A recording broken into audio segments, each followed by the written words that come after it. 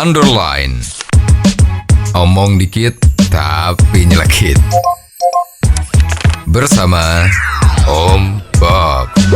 Temukan di channel YouTube Om Bob Indonesia. Om Bob viral di media sosial memperlihatkan sejumlah orang melakukan aksi demo di depan klinik kecantikan milik Dr. Tompi di Tangerang Selatan. Bagaimana Om Bob menggarisbawahi masalah ini?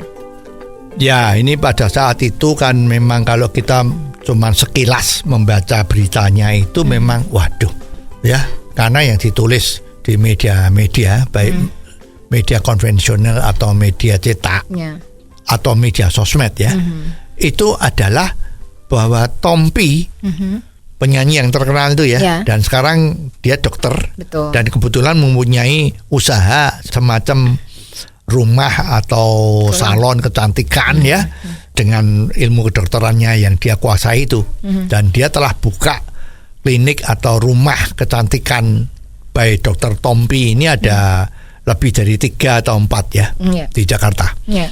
Nah, pada saat ada berita demo ini seolah-olah kok Tompi itu nekat ya.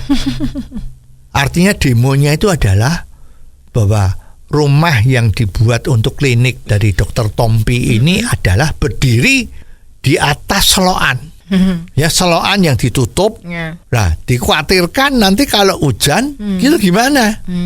Selokan itu kalau ditutup kan airnya jadi nggak bisa keluar atau tidak lancar, sehingga lingkungan serumahnya itu kan bisa banjir. Ya, maka demonya itu dilakukan demikian rupa sehingga memang semua orang jadi tahu. Ya, tetapi Tompi kan pengusaha yang tangguh. Ya, walaupun demikian ternyata Tompi juga bisa mengeluarkan statement. Pada saat Tompi ditanya sama beberapa jurnalis, ya dia memang mengatakan, ini masalah ini itu sebetulnya nggak ada masalah kok. Ya, ini kan juga mestinya itu naga-naganya berbau UUD. Ya, dan orang-orang kita tuh kan memang seperti itu kan. Kalau lihat orang susah, semua orang ikut nangis. Tapi kalau ada orang sukses, semua orang nggak ikut seneng, tapi iri hati. Bagaimana membuat agar supaya orang yang sukses tadi itu menjadi tidak sukses.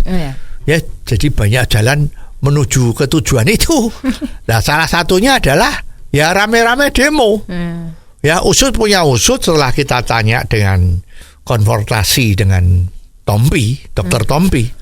Ternyata bahwa Dr. Tompi saat membeli rumah tadi itu yang kemudian dijadikan klinik, itu adalah selokan itu sudah ditutup dari dulu. Bahkan kemungkinan itu sudah ada izinnya, nutup itu kan nggak sembarangan. Betul. Ya, jadi jauh hari sebelum dibeli itu sudah ditutup dan selama ini tidak ada masalah. Ya, kenapa justru setelah dibeli sama Dr. Tompi dan kemudian dijadikan usaha, nah baru ada yang komplain, mencari-cari mensalah. Nah, ini yang namanya mencari-cari itu ya seperti ini. Apakah ini juga pernah terjadi di kasus lain, Om Bob? Ya, kasus yang seperti ini kan tidak cuma terjadi di tempatnya Dr. Tompi ya. Itu seperti sekarang ini misalnya, ada sebuah perusahaan baru yang didirikan di tempat yang baru. Misalnya ada perusahaan baru itu bukanya ada di daerah Bogor. Ya. Nah, terus ternyata yang buka di Bogor itu adalah orang Jakarta. Ya, orang Jakarta punya invest, ada buka pabrik di Bogor. Lah pada saat dia buka di sana, itu kan mesti ada izin lingkungan.